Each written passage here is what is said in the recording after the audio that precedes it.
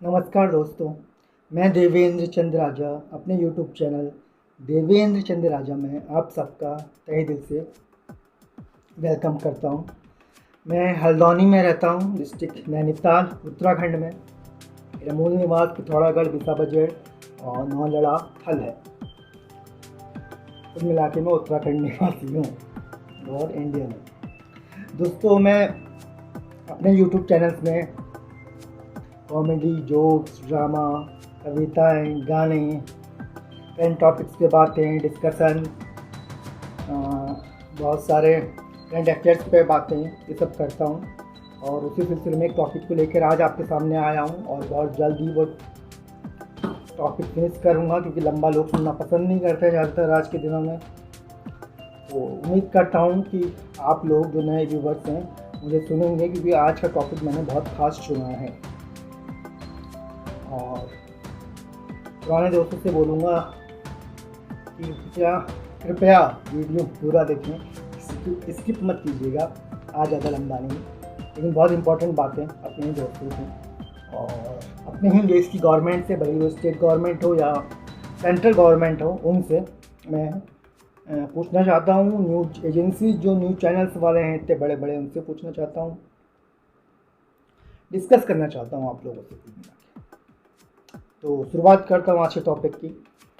आज मैं जिस टॉपिक पे बात करना चाहता हूँ वो है, जो न्यूज़ में ही मैं सुन रहा हूँ, मुझे पता नहीं है, कोरोना की तीसरी लहर। कोरोना के ऊपर मैं पहले 2 एपिसोड्स बना चुका हूँ, जिसमें मैंने कोवैक्सीन वगैरह का जिक्र किया था और कोरोना की महामारी से ना डरिए इसका जिक्र किया था। लेकिन तब तक मुझे ये नहीं पता था कि अब सुनने को ये मिलेगा कि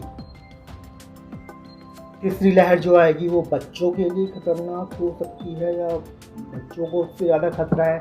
अब ये अफवाह है या सच में एक न्यूज़ है, इसका पुष्टिकरण आप मुझे कमेंट्स में कर सकते हैं। लेकिन मैंने जो सुना है ये ज़्यादातर लोगों के मुँह से सुना है, इसलिए मैं इस पर खाली इस बात को मैंने यहाँ से भी सूत्रों से सुना है या न्यूज़पेपर्स में देखा है, न्यूज़ से सुना है, उनसे मैं इस बात पर डिस्कस करना बेहतर चाहूँगा। भले ही चलो बच्चों के लिए मानते हैं कि नहीं है तीसरी लहर, लेकिन ये सुना जा रहा है, ठीक है, कि तीसरी लहर आएगी। दूसरी लहर का भी पता था आने वाली है।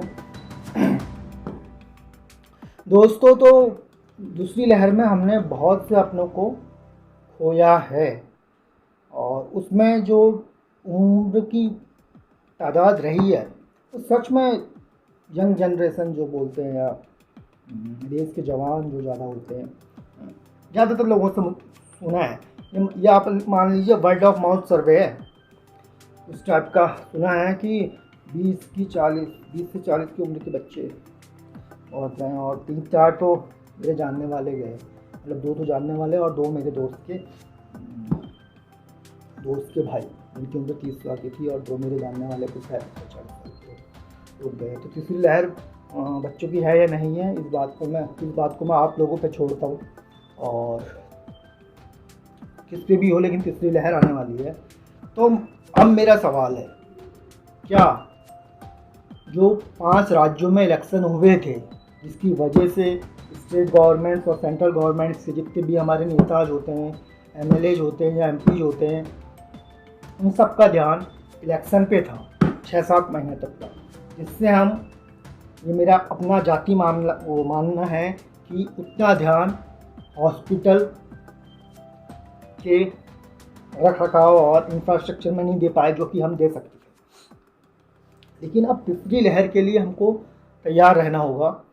तो इस तीसरी लहर के लिए गवर्नमेंट्स कैसे कदम उठाएगी, स्टेट गवर्नमेंट हो या सेंट्रल गवर्नमेंट हो, उसके लिए आम नागरिक को क्या करना चाहिए।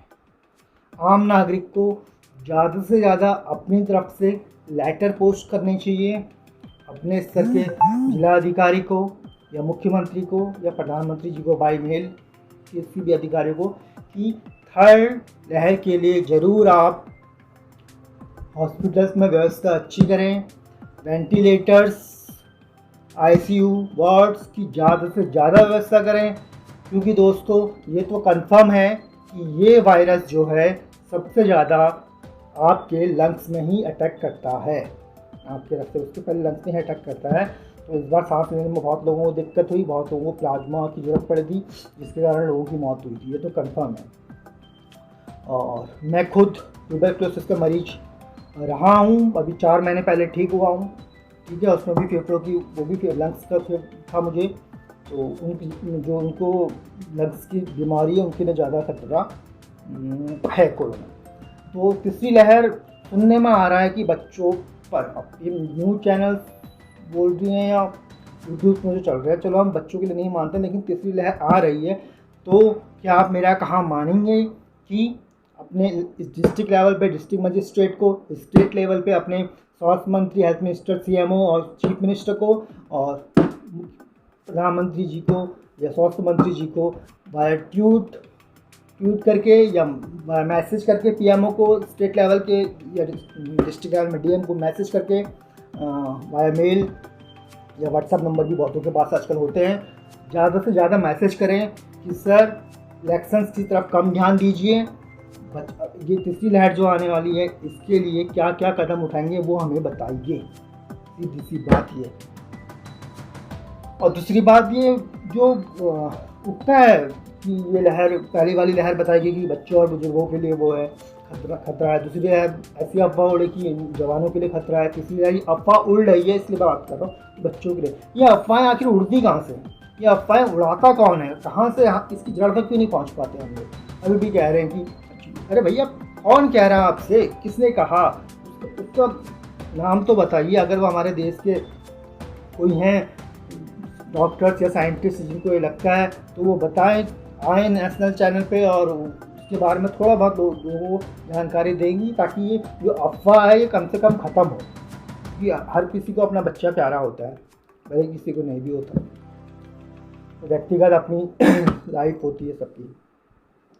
तो मैं ये कहना चाहता हूँ कि तीसरी लहर में, जैसे दूसरी लहर से पहले 5 स्टेट्स में इलेक्शन हुए थे, क्या तीसरी लहर से पहले भी जो इलेक्शंस होने वाले हैं वो पोस्टपोन किए जा सकते हैं? आपका क्या मानना है, पोस्टपोन किए जाने चाहिए या नहीं किए जाने चाहिए? इलेक्शन में फिर वैसी भीड़ आएगी हज़ारों लाखों में, और हमारे नेता गदगद होंगे, ये देखो हज़ारों की भीड़ आ रही है, और इलेक्शन का उसके बाद रिजल्ट तो जो रहेगा।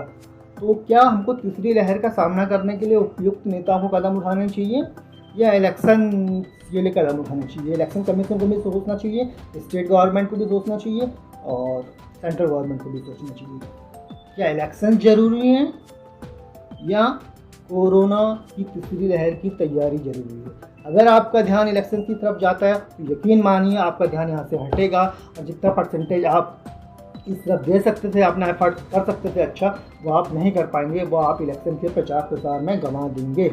तो मैं देशवासियों, मेरे दोस्तों, आप सबसे अपील करता हूँ, मैं अपनी तरफ से भी मैसेज करूँगा, क्योंकि मुझे ईमेल आईडी मिलेंगी स्टेट लेवल पे या डिस्ट्रिक्ट लेवल पे, आप अपनी तरफ से मेल कीजिए कि आपको इलेक्शन की इस वक्त ज़रूरत है स्टेट में जो इलेक्शन होने वाले हैं, या आप गवर्नमेंट से ये कहना चाहेंगे कि इलेक्शन सभी पोस्टपोन कीजिए, और पहले तीसरी लहर जो आप बोल रहे हैं कि आने वाली है उसकी तैयारी पुख्ता कीजिए, इलेक्शन की तरफ ध्यान मत दीजिए।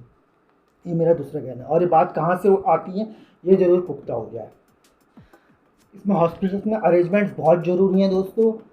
ख़ास तौर से पिछली बार हमने देखा कि ऑक्सीजन की कमी काफ़ी हुई थी, उस चक्कर में हल्द्वानी जैसे शहर में ऑक्सीजन सिलेंडर इतने महंगे बिक रहे थे कि उसका मैं क्या आपके सामने बयान करूँ। दिल्ली की हालत भी मैंने सुनी थी, बहुत से लोगों ने सिलेंडर अपने पास ही रख लिए थे और इतने सिलेंडर्स थे नहीं, तो बहुत ज़रूरत हुई तो सिलेंडर्स कम से कम पूरे हैं, और वो कंटेनर्स जिसमें ऑक्सीजन सप्लाई की जाएगी, लाई जाएगी और उन सिलेंडर्स को भरी जाएगी, उन कंटेनर्स की ज़्यादा से ज़्यादा मात्रा में आयात हो वो हिंदुस्तान में। वैसे सेंट्रल गवर्नमेंट ने, मैंने न्यूज़ में सुना था कि बहुत वो ज़्यादा बड़ी तादाद में आयात कर रखे हैं और पूरे इंतजाम कर रहे हैं, तो पुख्ता न्यूज़ वाले उसको सही तरीके से बताएं कि हाँ इस स्टेट में इतना पहुंच चुका है और सही इंतजाम होगा। ICU और ऑक्सीजन मैं बता रहा हूँ बहुत ज़रूरी है, ज़रूर अपील कीजिए। हम अपील कर सकते हैं, हम जनता हैं, हमने सरकार चुनी है, हम अपना अपील कर सकते हैं। तो अपील मैं इस माध्यम से भी कर रहा हूँ और मैसेज के माध्यम से भी करूँगा। आप लोगों से भी विनती है कि आप कीजिएगा इसको। और वेंटिलेटर मशीन सेम होती है, उसमें भी ऑक्सीजन तो लगे ही रहते हैं। और पिछली बार बहुत सी बीमारियाँ बीच में अफवाह उड़ रही थी कि ये फंगस आ गया, वो फंगस आ गया, वो शायद उसी में किसी कमी की वजह से हो रहा होगा, शायद अब वो कम है।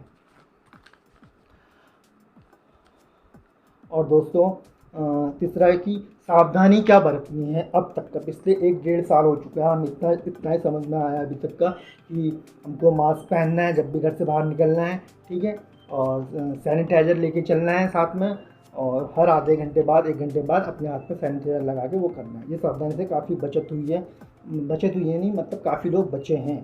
तो ये सावधानियाँ तो लगातार चलती रहेंगी। इसके अलावा अगर ये वाकई अफ़वाह जो है सच निकलती है, बच्चों के लिए तीसरी लहर ज़्यादा वो है, अब इस है या नहीं है इस पर फिर दोबारा नहीं जा रहा हूँ, इसलिए मैं हमेशा माफ़ी मांगता हूँ। किसी के लिए भी लहर है तो तीसरी लहर मान के चलो, तो तीसरी लहर में क्या क्या प्रिकॉशंस और उठाएं। तो हमको कम से कम निकलें घर से बाहर, ज़रूरी काम पड़ने पे ही निकलें, और वेट करें इस लहर का। और ये ज़रूर पूछें गवर्नमेंट से, न्यूज़ चैनल से, वहाँ की लहर आखिर आती कहाँ से है।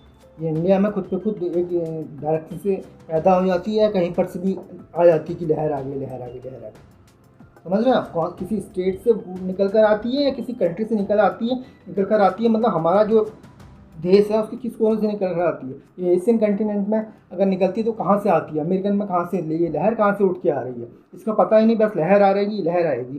कहाँ से आएगी लहर? इंडिया में अपने आप उत्पन्न होगी या पड़ोसी देशों से कहीं से आएगी, या बगल के यूरोप से आएगी? कहाँ से आएगी ये लहर? उसका अंदाज़ा, उसका मैं जवाब जानना चाहता हूँ। आप में से किसी को पता हो तो बेहतर तरीके से दीजिए। देखिए डिस्कशन का एक खुला मंच है, इस पर मैं अपने विचार रखता हूँ, अपने विचार कमेंट्स में रख सकते हैं, लेकिन ये बहुत ज़रूरी मुद्दा था जिस पर मुझे बात करनी थी और बोलना था। इसके अलावा लास्ट में इसमें आऊँगा कि देखिए बच्चे प्यारे होते हैं, सबको, किसी का भी बच्चा हो आदमी को प्यारा लगता है, और ख़ास तौर से जो हिंदू मुस्लिम सिख ईसाई सबकी बातें करते हैं और अलग अलग चीज़ों को लेकर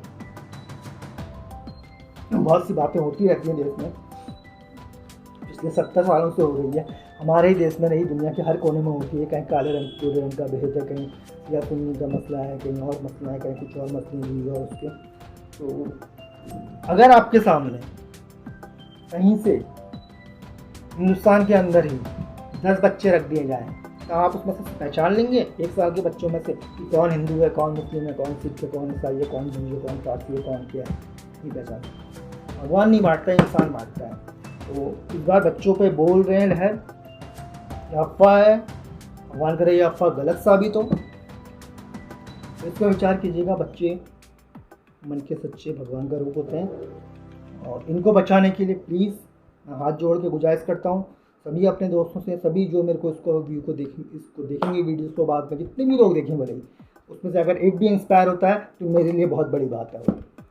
अपनी तरफ से डिस्ट्रिक्ट लेवल पे, स्टेट लेवल पे, सेंट्रल लेवल पे ट्वीट कर सकते हैं, ट्वीट कीजिए, मैसेज कर सकते हैं, मैसेज कीजिए, कुछ भी कर सकते हैं वो चीज़ कीजिए कि अगर ये तीसरी लहर आ रही है तो सेंट्रल गवर्नमेंट और state government please election postpone कीजने की कोशिश कीजिए। इलेक्शन कमीशन से भी विनती करिए आप लोग, मैं भी करूँगा, और स्टेट और सेंट्रल गवर्नमेंट की इलेक्शन हो सके तो पोस्टपोन कीजिए। और तीसरी लहर में जब भी आएगी, भले 1 महीने बाद आए, 2 महीने बाद आए, 3 महीने बाद, 4 महीने बाद आए, कुछ पता नहीं है दोस्तों कहाँ से आती है, कब आएगी, उसकी तैयारी कीजिए, उस पर ज़्यादा इन्वेस्ट कीजिए, उस पर ध्यान दीजिए।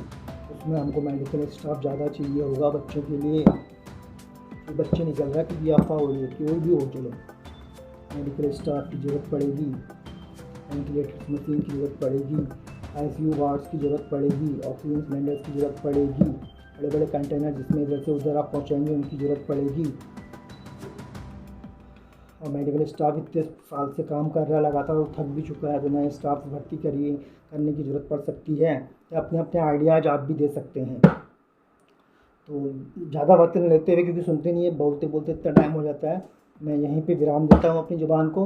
उम्मीद करता हूँ कि जो मैं कहना चाह रहा हूँ वो आप लोग समझ रहे होंगे कि किस चीज़ पे हमको ध्यान देना है, और अपने लेवल पे जो हम कर सकते हैं, भले अपने सरपंच के माध्यम से, अपने मेयर के माध्यम से, अपने वार्ड मेंबर के माध्यम से, अपने डिस्ट्रिक्ट मजिस्ट्रेट साहब के माध्यम से, अपने चीफ मिनिस्टर के माध्यम से, CMO के माध्यम से, हेल्थ मिनिस्टर के माध्यम से, प्राइम मिनिस्टर के माध्यम से, जिस भी माध्यम से आप अगर नेताओं तक ये बात पहुंचा सकें, इलेक्शन पोस्टपोन किए जा सकते हैं और इस तरफ ज़्यादा ध्यान दिया जा सकता है। इलेक्शन कमीशन अगर ऐसा कर सकता है तो प्लीज़ ऐसा कीजिए। दोबारा इलेक्शंस वाली गलती तो क्या बोलूँगा, अगर नहीं पोस्टपोन हो सकते हैं तो पोस्टपोन कीजिए, जैसी आपकी मर्ज़ी है वो कीजिए। मैं आम आदमी हूँ, पता नहीं पकड़ के कहाँ कर दे, उस वैसे ही डर लगा रहता है। लेकिन ये बोलना चाहूँगी, अपनी तरफ से विनती तो कर ही सकते हैं सरकारों से। मैं हाथ जोड़ के सिर्फ विनती कर रहा हूँ कि अगर हो सके तो तीसरी लहर से आने से पहले ज़्यादा से ज़्यादा हमारा हॉस्पिटल इंफ्रास्ट्रक्चर अच्छे से अच्छा कीजिए, बस। इसके अलावा कुछ नहीं कहना है। इलेक्शन पोस्टपोन हो ना हो वो मेरी जिम्मेदारी नहीं है, देश के बड़े बड़े लोग सोचेंगे। और आप अपनी तरफ से अपील कर सकते हैं, वो ज़रूर कीजिएगा, क्योंकि जनता की शक्ति में ही पावर होती है। ये डेमोक्रेटिक पावर है, हम ही लोगों ने चुनी है सरकार को, तो हमको डरना नहीं है। कुछ अगर हम हाथ जोड़ के विनती कर रहे हैं तो सरकार प्यार से सुनेगी, ये मैं मानता हूँ। उम्मीद करता हूँ कि आपका आज का टॉपिक और आज का जो मैंने इस पर बोला है, विचार अपने रखे हैं, आप लोग उससे सहमत होंगे। कुछ असहमत भी हैं तो कमेंट में ज़रूर लिखा कीजिए। जो सहमत हैं वो बताइए कि इसमें हम और क्या कर सकते हैं, और क्या आप लोग मेरा कहाँ मानेंगे जो मैं कह रहा हूँ। अगर आपको ये सब पसंद आया, व्याख्यान बोल लीजिए इसको या डिस्कशन बोल लीजिए मेरी तरफ से, तो ज़्यादा से ज़्यादा लोगों तक इस बात को शेयर कीजिए, क्योंकि कोरोना महामारी हमारे देश के लिए नहीं, पूरी दुनिया के लिए एक बहुत बड़ी महामारी है। अच्छा है कि हमारे देश में वैक्सीन लग रही हैं और देशों में वैक्सीन लग रही है और उसका बचाव की प्रक्रिया चल रही है। लेकिन ये लहर कहाँ से उठ के आ रही है और कब उठ के आ जाएगी और किन के लिए ज़्यादा खतरा होगा, ये एक बहुत महत्वपूर्ण सवाल हमारे और आपके बीच में है, मेरे और आपके बीच में है, और जाहिर सी बात है देश के हर नागरिक के बीच में। तो हम लोग अपनी तरफ से जो कोशिश कर सकते हैं कि गवर्नमेंट को आगाह कर सकते हैं कि कृपया करके ज़्यादा से ज़्यादा ध्यान हॉस्पिटल की तरफ दिए जाए। और अगर गवर्नमेंट दे भी रही है तो उस पर हम लोग और जोर देंगे तो वो और अच्छी तरीके से काम को करने की कोशिश करेगी। उम्मीद है कि आपको पसंद आया होगा। अगर आपको पसंद आया है तो प्लीज़ मेरे चैनल को नए व्यूवर्स ज़रूर सब्सक्राइब करें। जो मेरे दोस्त जो ऑलरेडी व्यूअर्स बन चुके हैं वो ज़्यादा से ज़्यादा लोगों तक इस बात को शेयर करें, कमेंट्स करें अपने अच्छे या बुरे जैसे भी हों। कोई अगर डिसलाइक करता है तो कम से कम डिसलाइक का रीज़न नीचे दे दे मेरे दोस्त। मैं किसी का दुश्मन नहीं हूँ, अगर कोई डिसलाइक करता है तो उसका रीज़न ज़रूर दे दे अपने नीचे कि डिसलाइक करने का कारण क्या है। और मैं काफ़ी मेहनत कर रहा हूँ इस पर, तो उम्मीद करूँगा कि आप लोग मेरा साथ देंगे और मेरे चैनल को सब्सक्राइब करेंगे, ज़्यादा से ज़्यादा लाइक शेयर और कमेंट्स करेंगे। इसी के साथ विराम लेता हूँ। अगले एपिसोड में किसी नए टॉपिक्स के साथ या किसी नई चीज़ के साथ आपके सामने आऊँगा, क्योंकि आपको मालूम है कि मेरा चैनल इंटरटेनमेंट और इन्फॉर्मेटिव पर्पज़ के लिए है। तो आप सब अपना ख्याल रखिए, यही मैं विनती करता हूँ भगवान से। जय हिंद, जय भारत, जय हिंद।